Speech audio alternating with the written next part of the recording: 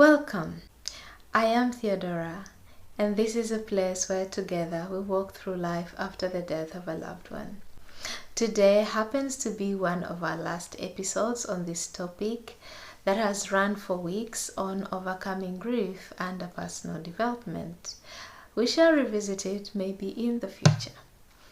On that note, today I will be sharing on other ways to walk through life after the death of a loved one. And you can also recommend them for a friend who is going through a tough moment after the loss of a loved one. The first will be seeking professional help, going for counseling, going for therapy. In my own journey, I wasn't able to seek help or go for therapy. Because of the experiences that I shared in the past episodes, I got an opportunity for free counseling, which did not go well. But I recommend that everyone who is going through grief or who is having struggles after the death of a loved one should strongly seek professional help. Go speak to a counselor, go seek a therapist to walk with you through this trying moment. You can do background checks on various facilities to help. I also recommend that it is important that family members, after the death of a loved one, please sit down and talk situations out. It doesn't matter if their children also involved. Talk to everyone according to their level. If it's the adults, sit down, talk together. To the children, talk to them and get to hear their side. Get to hear how they're feeling. I lost my dad at 8 and it was very hard processing all the events that later on affected my life, and I had to, by the grace of God, overcome the downward direction that my life had taken. So it is important that when a loved one dies, if it's a parent, a guardian, and children are involved, please talk to them, hear them out, try to explain things out to them so that they do not end up living a life that will prevent them from being who they are truly, and also to live a life that will traumatize you as a parent, because you may find that they pick up habits to cope, and those habits to cope may not be so nice. So I encourage all family members, please sit down and talk through the situation. Talk about how everyone is going through and how you can walk through this together. I know in the African setting where I am born, it is very difficult to come in because we are in polygamous families and things are difficult to talk. But I still urge you, please talk about things. You can break down into family circles. If possible, you can still come in together as one unit and talk through stuff. It will help you heal. Finding ways of dealing with the aftermath of the death of your loved one. For instance, for me, after the death of my dad, so many things happened that also affected me in my life. And as I have said in previous videos, that the death of a loved one, if they are adult, brings out so many revelations. For a man, you can find that he had a secret family that you, the woman who was at home, had no idea. Sometimes for the husband, you can find that the properties you have been working so hard together, only to realize at the death of your wife that all the properties were willed in someone else's name and not as you thought you were owning together. And other messes. It's good to come to a point that yes, these messes have happened, and how do I walk through them? The big and the greatest challenge is coming to terms with these messes.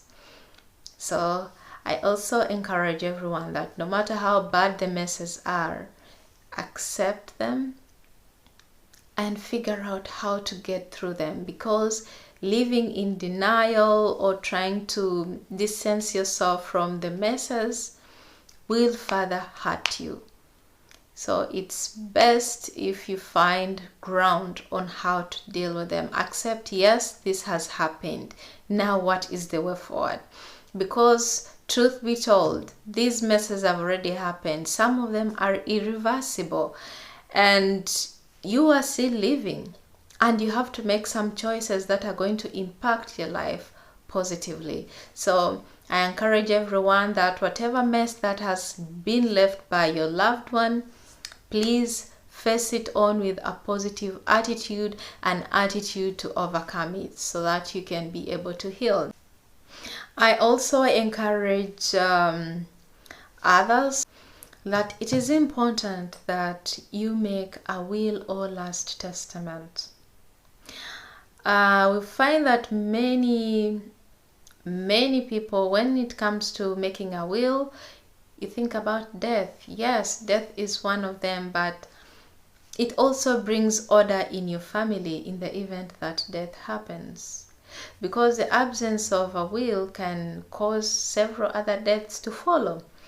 It also brings in hatred in the family.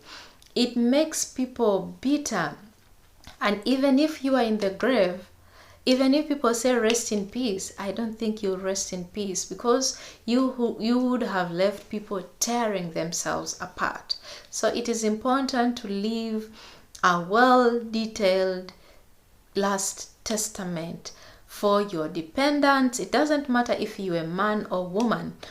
As long as you have dependents, please make sure you leave a clear last testament for your children or for your other families, in case you have other families elsewhere that you have not disclosed. Please make that very clear to avoid any problems. I also encourage partners or people intending to get into relationships that it is important to speak about some of these issues. I'm not a relationship expert, but these are just some of the ideas or things that I got to learn during my grief journey.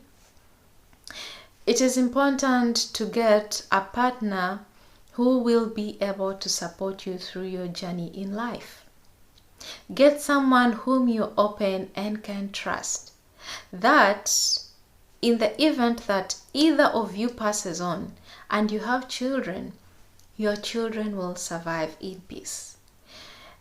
In many families, we find that either one of the partners is doing very well and then the other one is not so well. And when the one who's doing so well passes on, you find that the family hangs on a balance. My mom was a stay-home mom, so the death of my dad impacted us very hard, because she had to start from scratch to fend for us. And there's so many challenges that come in with maybe support from relatives or from friends. That is something that comes in secondary, but fast forward as partners and those who come together to start up a family, please, or rather choose to stay together, build each other up, so that in the event that one passes on, one does not completely become helpless. Support each other to grow. And I would like also to share some of the lessons or some of the beautiful things that have come out of my grief journey. I am so grateful, not in a bad way, but the death of my dad has impacted me. Okay, in sometimes there's some parts that were really bad and broke me, but those parts that broke me have strengthened me. The death of my dad brought forward a passion, brought forward a gift that I never thought I would have if he hadn't died. I love to write. I love to share. And if he hadn't passed on, I wouldn't have gotten this. It's something that came out of his death. Out of his death, writing got me throughout grief. And from it, I got to love it, and from it I am sharing and inspiring people around the world with different content to give them hope that no matter how bad it is, life can be better. Life is beautiful.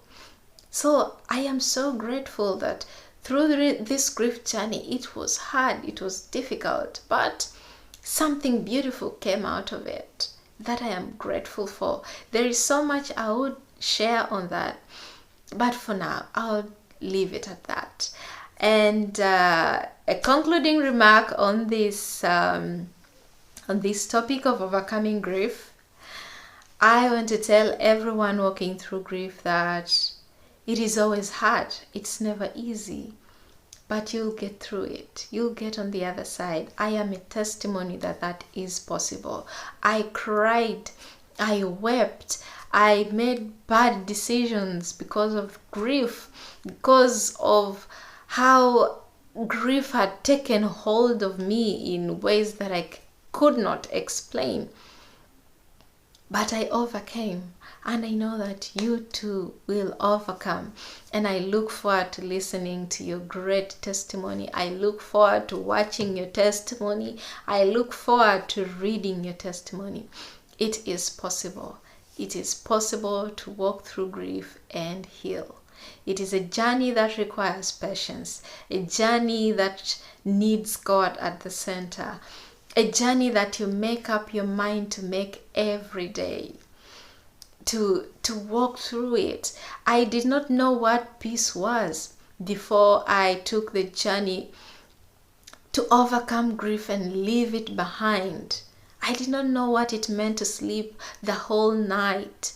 I did not know what it meant to wake up every morning, and all I knew was how miserable life was and how I dreaded going to bed because I did not know whether I would sleep or not, or whether I would have the chest pain attacks, or my legs would be paralyzed, or my back would hurt and I couldn't sleep. But I want to tell you that all that is healed, and without any medication, but because God is great. And whatever you're going through, it is possible. It is possible to get help. It's possible to get healed. That is why I'm sharing my story, and I hope that you get inspired to get a hold of your life, that you are inspired to live the life that you can by the grace of God. I thank you so much for journeying with me. If it's your first time here, there are several videos that I posted on overcoming grief. You can start from there and watch right till the very end. And I hope that you learn one or two things. Thank you very much, and I look forward to sharing more inspirational content in relation to personal development.